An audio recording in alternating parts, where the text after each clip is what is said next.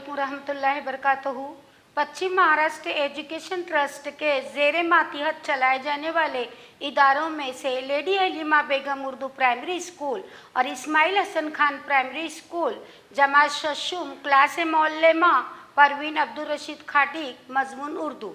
अच्छा बच्चों, आज हम सबक नंबर 4 खदर का कफन, इस सबक का हम मुताहला करने वाले हैं। ख्वाजा अहमद अब्बास इस सबक के मुसन्निफ है। अच्छा बच्चों, आज हम सफ़ा नंबर 11 पर पहली बात इसके बारे में मज़ीद मालूमात हासिल करेंगे। हमारा मुल्क 15 अगस्त 1947 को अंग्रेज़ों की गुलामी से आज़ाद हुआ। मुल्क को आज़ादी दिलाने में बड़ी बड़ी हस्तियों ने हिस्सा लिया।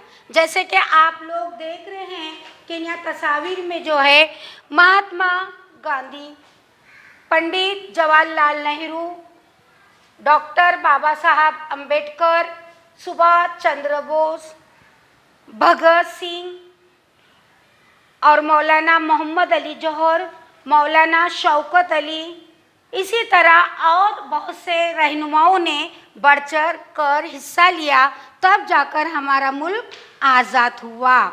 तो इस कहानी जो है सबक में ये बताया गया है कि एक गरीब बुढ़िया जिसको आज़ादी की चाहत जो है बहुत ज़्यादा जो है अपने दिल में मोहब्बत रखती है, तो इसकी ख्वाहिश थी कि मरने के बाद उसे खदर का कफन दिया जाए।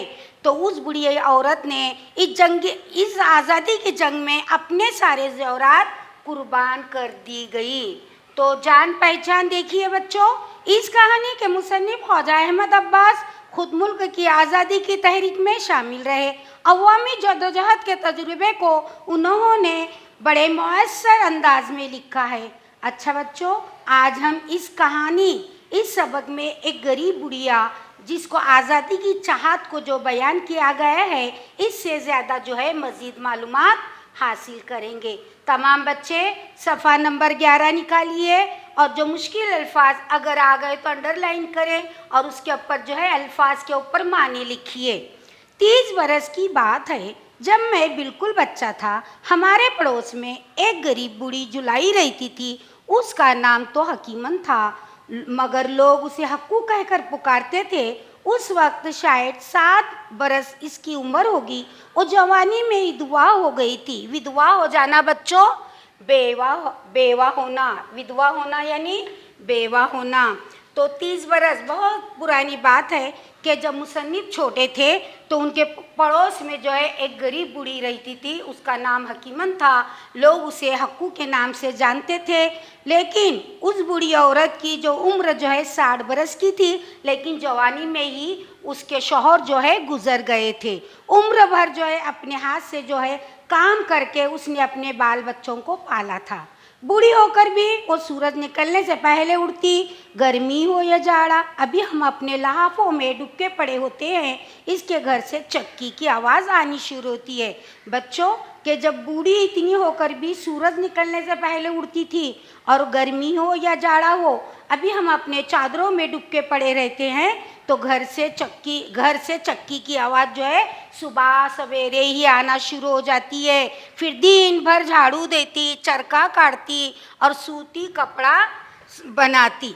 इधर यहाँ पर जो है आप लोग जो है तस्वीर में देख रहे हैं कि बच्चों लोग इस बुढ़िया को जो है हक्को कहकर पुकारते हैं। ये दिन भर जो है सुबह से शाम तक जो है खुद का काम खुद करती, जैसे कि चरखा काटती और इसके ऊपर जो है हाथ से कपड़ा बुनती। अपने लड़के लड़कियों, पोतों और नवासों के कपड़े धोती। इसका घर बहुत ही छोटा था। हमारे इतने बड़े आंगन वाले घर के मुकाबले में और जूते के डब्बे जैसा लगता था कि मुसन्निफ कहते हैं कि गरीब बुढ़िया का घर बहुत छोटा है कि उसके आंगन वाले घर के मुकाबले में जो है कैसे लगता है बच्चों? जूते के डब्बे के जैसा लगता है। वो 2 कोठरियाँ, एक पतला सा दालान और नाम के वास्ते 2-3 गज लंबा शहर, मगर वो इसे इतना साफ सुथरा ऐसा लिपा पुता रखती थी, सारे मोहल्ले में मशहूर था। हक्को के घर के फर्श पर कीले बिखर कर खा सकते हैं। कीले बिखर कर खाना, कीले के माने जो है बच्चों अनाज के दाने जो बुने जाने पर जो है खुल जाए, मसलन मुरमुरे। अनाज के दाने जो है भुनने पर, जैसे कि चावल के धान जो है रेत में अगर उसको भूनकर बनाया जाए तो मुरमुरे तैयार होते हैं। मुसन्निफ कहते हैं कि बुढ़िया का घर बहुत छोटा है, लेकिन वो इतना लिपा पुता जो है बच्चों साफ सुथरा रखती थी कि इस तरह जो है मोहल्ले में जो है हकीमन का घर जो है बहुत मशहूर था। सुबह सवेरे से लेकर रात गए तक वो काम करती थी, फिर भी जब कभी हक्को हमारे घर आती हम उसे हशाश बशाश ही पाते। हशाश बशाश यानी बच्चों बहुत खुश पाते थे।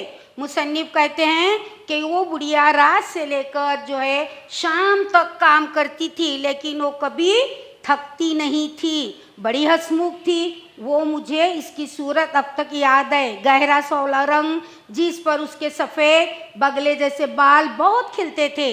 उसकी काटी बड़ी मजबूत, काटी जो है जिस्म की बनावट, उसका जिस्म जो है बहुत मजबूत था, यानी दुबली पतली लेकिन मजबूत, बड़ी ताकतवर थी। उसकी कमर मरते दम तक नहीं झुकी, यानी मरने तक के जो है उसके कमर में ऐसा खम नहीं आया था, यानी झुकी नहीं थी। आखिरी दिनों में उसके कहीं दांत टूट गए थे, जिससे बोलने में पोपलेपन का अंदाज आ गया था।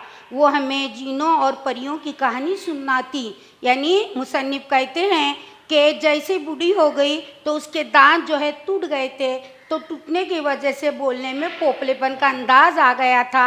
वो हमें रात को सोते वक्त अपने जीनों और परियों की कहानी सुनाया करती थी।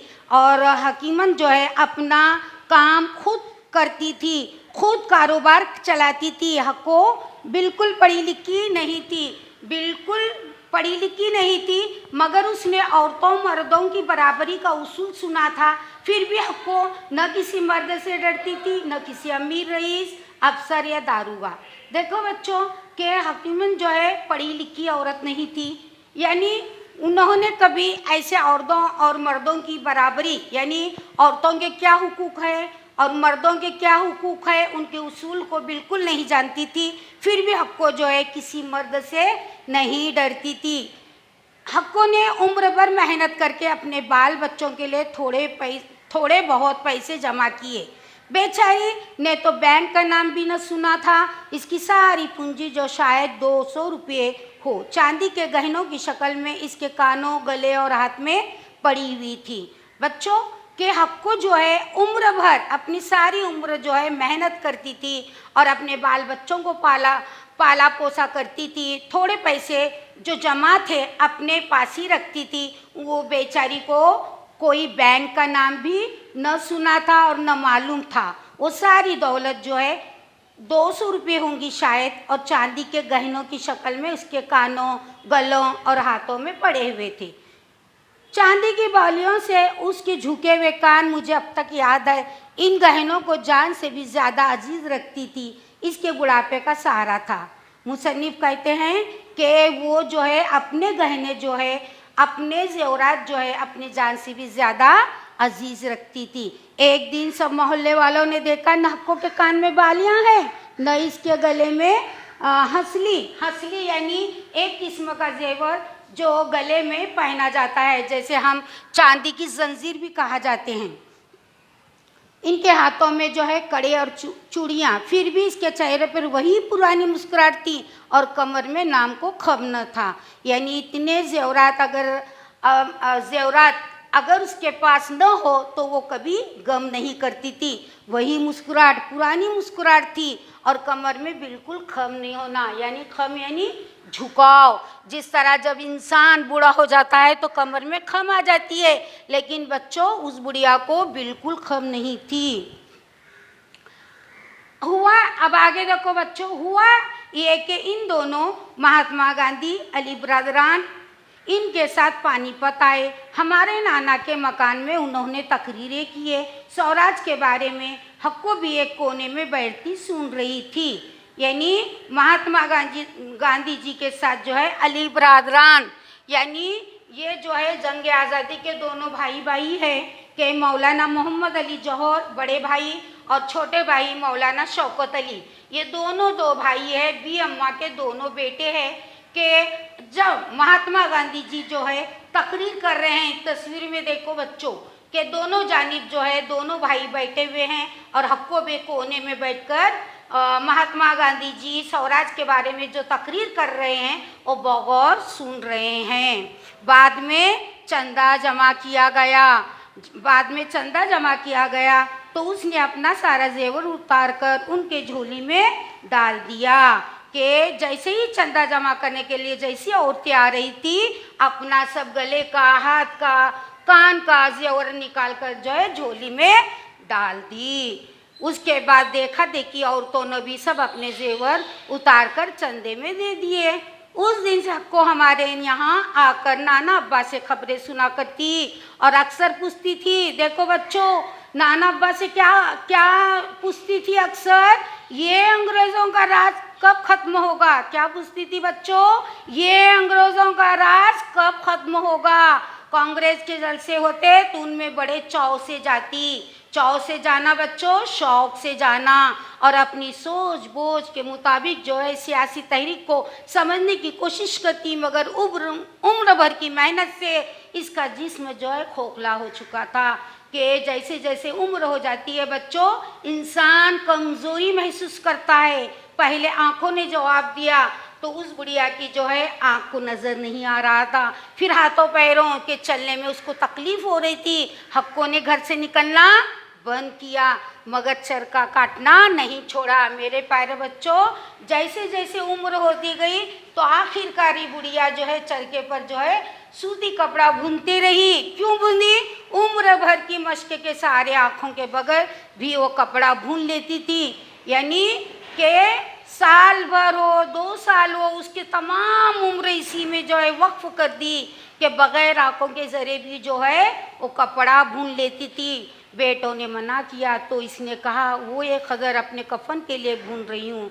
बच्चों के क्या कही वो कि ये खदर, यानी ये खदर मैं अपने कफन के लिए बुन रही हूँ।